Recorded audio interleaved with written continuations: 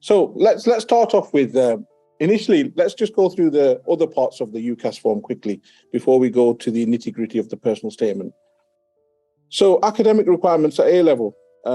In the past, you could get away with 2 A's and a B, purely because that was academically what was needed to do medicine, basically.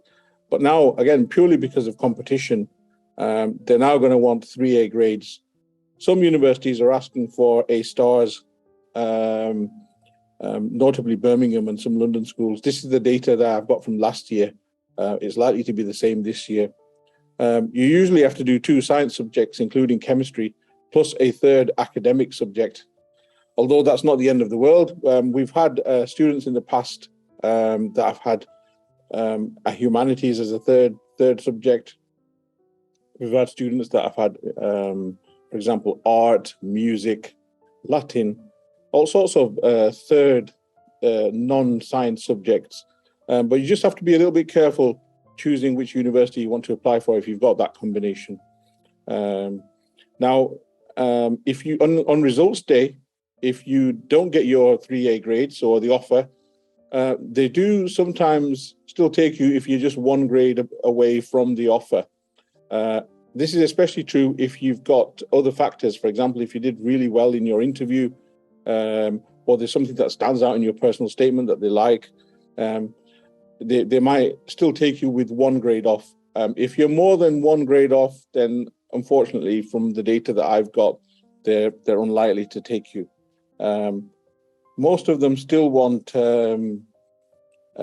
chemistry, plus at least 1 of the science.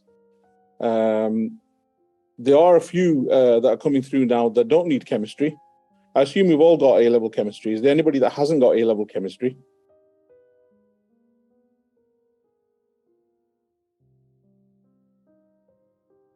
No? You've all got A-level chemistry? Good. Good. Okay. There are a few medical schools that say that you don't need chemistry. But if you don't have chemistry, they usually insist that you have biology. And they can also insist that you have your A grade or your A star grade in your biology or chemistry, basically. Okay. Graduate entry. I don't know if we've got any graduate entry students watching today, but I'll just quickly go through this. If you're graduate entry, they usually want a grade of 2 to 1 as a minimum. Okay. For those of you don't know how undergraduate degrees are graded, it's not like a B, C, D, E or 1, 2, 3, 4, 5. They're graded by various stages, and 2 to 1 is one of the highest one, usually the 2nd highest grade that you can get. So you've got to do pretty well basically for graduate entry medicine. Those students can go for a 4-year graduate entry course. Usually on UCAS, this is A101 or A102. If you want to go for these 4-year courses, graduate entry courses, some of them only accept if you've got a medically related undergraduate degree, for example, biomedical sciences, pharmacy or something like that. Graduate entry, you can still go for your 5-year undergraduate course. Nothing stopping you from doing that. That's the normal A100.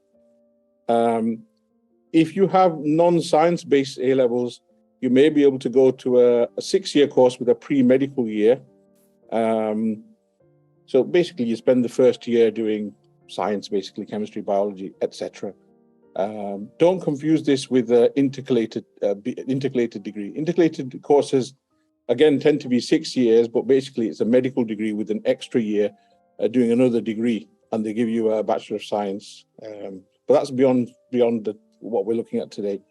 There may also be an access to medicine diploma. Be careful if you go for them. They're usually for a year. They don't always guarantee that you go into medicine after you complete them, and also they might not be accepted by different medical schools. So, for example, if you did your diploma in one university, another university may not accept it, basically, and you'd have to start from scratch again.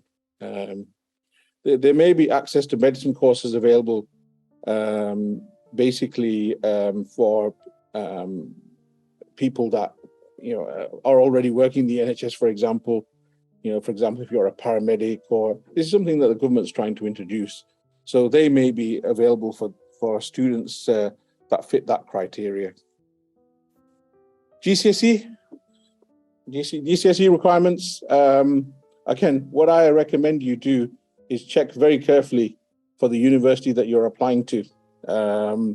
We've had students where the application has been rejected straight away, literally the next day after submission, because they don't meet the entry requirements in terms of GCSE requirements.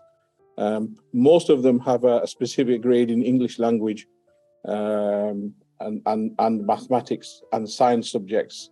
Some of them just say a good set of GCSEs, but this, without specifying exactly what it is, but this can usually mean a minimum of 5 GCSEs at grade A or grade B or the equivalent, basically. If you've sat AS exams, they're likely to look at them, but they're unlikely to be part of any offer. So your offer is just going to have your A-level grades. They're not going to bother in our experience with AS grades. So take-home message is, if you've got reduced GCSE grades, look at them very carefully. And you'd have to select medical schools that offer you the best chances with what you've got, basically. If you feel that your GCSE grades aren't a true reflection of your performance, either because of illness or family circumstances, then get your referee to put that in the reference. Otherwise, they'll take them as face value, basically. Widening participation. I'll just very quickly go through this. Universities, they're interested in diversifying the medical profession, and it's part of government policy. So if you've got what they call certain widening participation characteristics, for example, you live in a certain postcode that's located in a deprived area, you're the first one from your family that's been to university, you've been a carer in the past, or your studies have been interrupted. They have their own, each university has its own widening participation criteria. So if that's the case, it's usually automatically flagged in your application. And that can lead to you getting a reduced offer if you fit the criteria.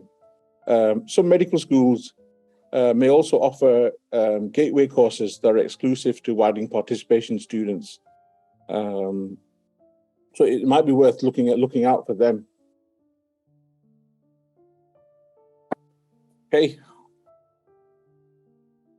Okay, so how do you choose which medical schools you are going to apply for?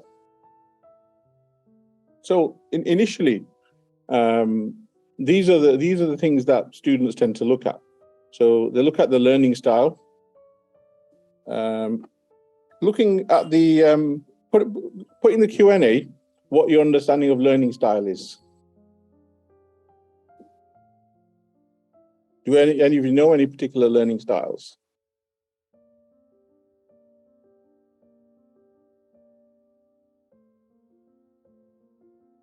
Yeah, so problem-based learning. Yeah, lecture-based learning. Yes. So I'm not going to go deeply into problem-based learning today, but certain types of students may prefer to work individually rather than a group. There are other students that are the opposite. They prefer to work in a group with others, and they hate working on their own. So you'd have to have a look at the type of learning at that particular medical school. Typically, problem-based learning involves a lot of self-direction. So, for example, there may be a little bit of teamwork, a little bit of group work, but a lot of time will be spent by you on your own, going out, deciding what you need to learn, when you need to learn it. And not every student likes that particular type of learning. So do look into the type of learning, look at the timetable, look how much help and support they offer you. Is it crammed full of lectures, or is it barely got any teaching in it? Look at that before you make a decision. Again, Russell Group. Russell Group is a measure of a reputation in research. That doesn't always correlate to better teaching. Just be aware of if somebody's labeled themselves as the Russell Group. There are other groups as well, There's lots of red brick, etc., etc. So take that with a pinch of salt. What I would look at is the quality of teaching. So look at rather than looking at Russell Group and league tables and things like this, look at student satisfaction surveys. Look at them and see what the quality of training is, what the feedback from current students is. They'll mention things like the level of support that they have. They'll mention things along the lines of the resources that the university has got, the quality of teaching, how well things are structured. So look at that. That would be better for you than looking at a league table in the Guardian or the Times or the Complete University Guide. And also look at the number of students that apply and have offers. So obviously some medical schools are going to be more competitive than others. So it could be in your favor to pick a medical school that is less subscribed, purely because of ratios. So don't dismiss the ones that are further away. If they're offering lower offers or they've got a better chance of getting in, then don't dismiss them. Okay, so here's an example of rankings on various league tables. Which one do you believe? What I would say to you is, for medicine, it doesn't really matter at the end of the day where you get your degree from. It's still classed as a UK medical degree. It's valid pretty much anywhere in the world. Nobody's ever asked me after I've qualified, well, Dr. Khan, which medical school did you go to? The only thing that they ask for is, are you registered with the General Medical Council? And have you got your competence to practice as a GP? Have you got your qualifications, postgraduate qualifications? Nobody's ever said, oh, we're not going to take you because you went to Manchester and not Liverpool. Those kind of discussions are just held socially. So at the end of the day, nobody's gonna bother which medical school you've graduated from. And after 5 years, you're free to apply anywhere in the UK. It doesn't mean that if you've graduated in London, that you have to stay in London. You can apply for your foundation training anywhere in the UK. Just a quick overview of some of the factors that students look at. Some students like studying in a big city. Others like working more remotely in the countryside. Some students will think, well, actually, I'll pick my university because it's close to home. Some students will look at the leisure facilities, sports facilities. What's the student union like? Is there any societies there that they might prefer? Cost of living, very important for some students. Obviously, it's more expensive living in somewhere like London than it will in somewhere like Lancaster. Looking at accommodation, what's the quality of accommodation? How much does it cost? Are they going to provide you accommodation for the full 5 years? Is there any bursaries or scholarships available?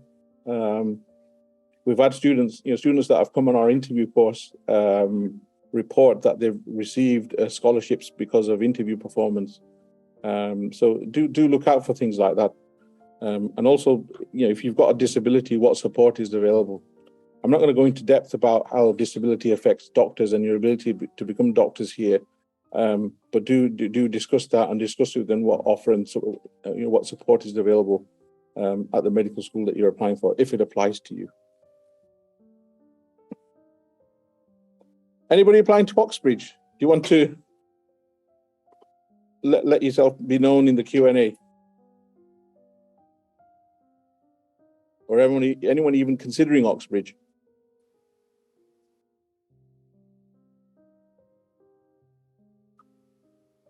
No? No? It sounds as though none of you that are here. Oh, have we got somebody? Considering it. Zahra, yeah, considering it. Okay, possibly. Rodri. Okay, so I'm just going to very briefly let's go back. So at Oxbridge, apart from choosing the university, you've got to choose a college as well. Again, each college is a self-governing community. You can choose, you usually have to give a choice of 3 colleges in rank. I'm not sure if that's going to change anytime soon. However, they may even move your college before your interview or after your interview. So you're not guaranteed, even the 3 that you've put down, basically. You could even put an open application What'll happen then is chances are they'll put you in a college that's less advantaged, basically. For example, it might be one that's further away from the town centre, or one that doesn't have as many facilities. So you do risk that happening if you leave an open application. Some of them can offer you accommodation for the whole 5 years at medical school. Some of them only allow women or mature students. And you might be asked in your interview why you've picked that particular college. Just very briefly, I'm not going to go too much into Oxbridge today. There is still some kudos of having a degree from Oxford and Cambridge. But as I've said previously, it shouldn't really matter in your career decisions what medical school you've graduated from. Medical doctor degree apprentice, this is literally off the press. We don't know a huge amount about this yet. All that we do know is the training and standard of education will be the same as a medical degree. Whether that will be an MBBS or equivalent, we don't know at this stage.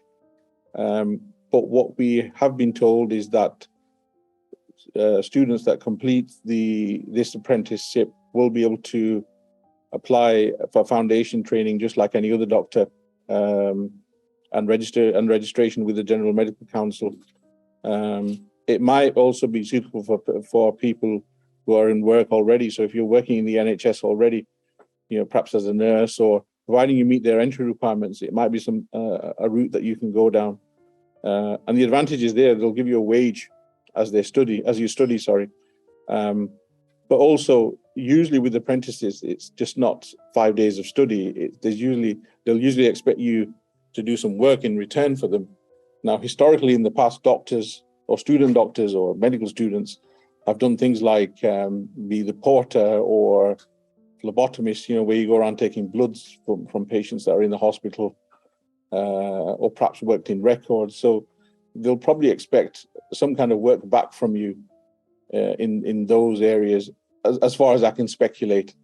But we'll know more as more information is being released on these.